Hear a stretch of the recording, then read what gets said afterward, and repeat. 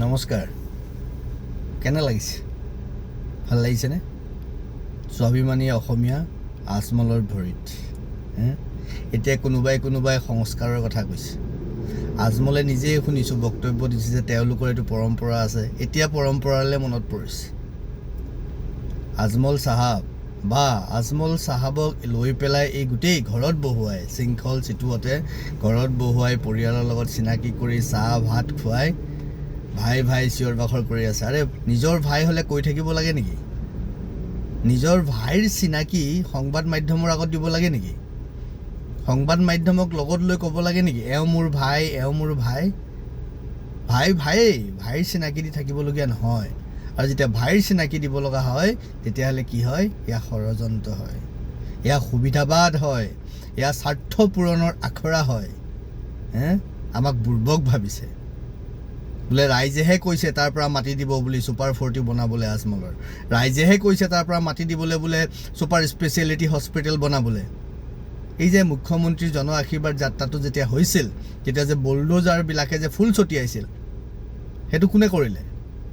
সেইটো মুখ্যমন্ত্ৰীৰ বা কোনোবাই ব্যৱস্থা নকৰাকৈ হৈছিল নেকি? নে নিজে বুলডোজাৰ আহি গ'ল তাৰ পৰা ফুল বৰষাই দিলে? নিজে হৈ গ'ল নেকি? কোনেও নকৰাকৈ, কোনেও ব্যৱস্থা নকৰাকৈ ইমান শ বুলডোজাৰ আহি যাব পাৰে নেকি? আমাক ইমান ষ্টুপিড বুলি ভাবিছে নেকি? আপোনালোক হৈ থাকক না ষ্টুপিড, আপোনালোক হৈ থাকক অতি চতুৰ যি বুলি ভাবে আপোনালোক। প্ৰতিটো বস্তু অল আৰ পেইড এজেণ্টছ। যিবিলাকে মাটি দিয়াৰ কথা কৈছে, যিবিলাকে ৰাজহুৱা সভাত ছুপাৰ স্পেচিয়েলিটি হস্পিটেল ছুপাৰ 40ৰ প্ৰসংগ ওলাইছে, all R paid agents of Ajmal. চব আজমলৰ পেইড এজেণ্ট।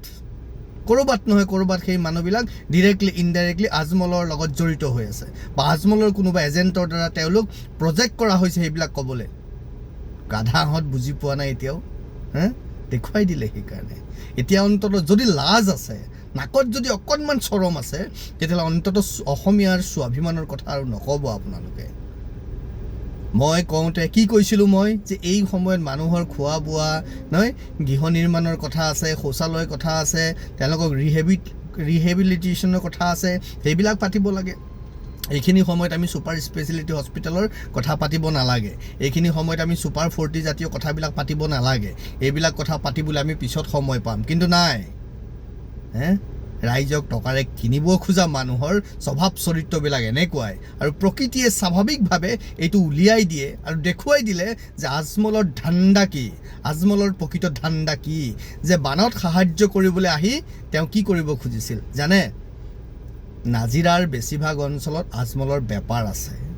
আৰু গৰুবিলাক, সাঁচি গছবিলাক আজমলে নাজিৰা এইফালৰ পৰা লৈ যায়। তাৰমানে তেওঁ বেপাৰটো যাতে বেয়া হৈ নাযায় তাৰ কাৰণে আপোনালোকৰ মাজলৈ আহিছিলে। হিন্দু মুছলমান আমি কৰা নাই। হিন্দু মুছলমান ভাই বুলি প্ৰমাণ কৰিবলৈ গৈ প্ৰত্যেকজন মুছলমানে প্ৰমাণ কৰিছে যিমান আহিছে তালৈ। মোক বেয়া পাওক না, মোৰ নামত কুকুৰ পোহক আপোনালোকে, মোক ঠাট্টা মস্কৰা কৰক, কিন্তু তেওঁলোকৰ যিটো এজেণ্ডা 1905 চনত মুছলিম লীগ গঠন হোৱাৰে পৰা অসমক সেই বাংলাদেশৰ লগত, আজিৰ বাংলাদেশ তেতিয়া পূব পাকিস্তানৰ লগত লগ লগোৱাৰ যিটো প্ৰক্ৰিয়া, সেই প্ৰক্ৰিয়া আজিও চলি আছে। কিন্তু কিয় আপোনালোকে বুজা নাই? মই অনুভৱ কৰিব পৰা নাই। 17 বাৰ মোগলক খেদা সেই আহোম ঠাইত, আহোমৰ গৌৰৱৰ ঠাইত, আহোমৰ প্ৰাণকেন্দ্ৰ শিৱসাগৰত আজি অসমীয়া ব্যক্তিয়ে সেইধৰণে ভৰিত ধৰিব লগা হ'ল। কৈছে আমি মানা কৰিছোঁ নহয়। আৰে আমি ইমান বুৰ্বক আকৌ? আপোনালোকেই মানুহক চাল চাতুৰে ক'ব ভৰিত ধৰিবি দেই পইচাটো দিলে। কাৰণ এইটো আখৰিক তৃপ্তি ল'ব লাগিব যে ভিতৰৰ পৰা চাহ অসমীয়া চাহ, তহঁতে ইয়াৰ পৰা মিয়া খেদিছিলি, তহঁতে ইয়াৰ পৰা মুছলমান খেদিছিলি, আজি তহঁতে 500 টকাৰ কাৰণে মোৰ ভৰিত পৰিছ, এইটো দেখুৱাই দিলে আজমলে। বাহ অসমীয়া, বাহ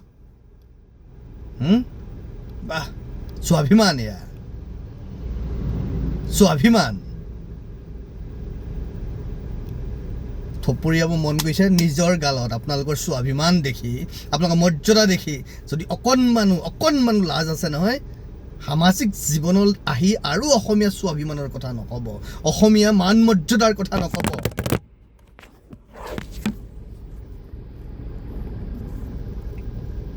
অসমীয়া গৰিমাৰ কথা নক'ব। শেষ কৰি পেলালে চব। সংস্কাৰ, আমি সংস্কাৰৰ কথা ক'লে উগ্ৰ হিন্দুত্ববাদী হৈ যাওঁ। এতিয়া আপোনালোকৰ মুখত সংস্কাৰৰ কথা ওলাইছে। বুজি পায় সংস্কাৰ?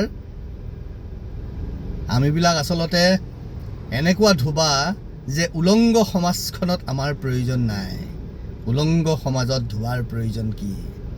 আমিবিলাক তেনেকুৱা একোটা ধোবা, সেইকাৰণে উলংগ সমাজখনত আমাৰ প্ৰয়োজন নাই। সেইকাৰণে আমি কথা ক'লে আমাক ঠাট্টা মস্কৰা কৰিব সেইসকল স্বাভিমানী অসমীয়াই, সেইসকল স্বাভিমানী ব্যক্তিয়ে। কৰক, আজি কৰক না প্লিজ, আজি আকৌ কওক, গালি পাৰক মোক, মই আজি সুখ পাম।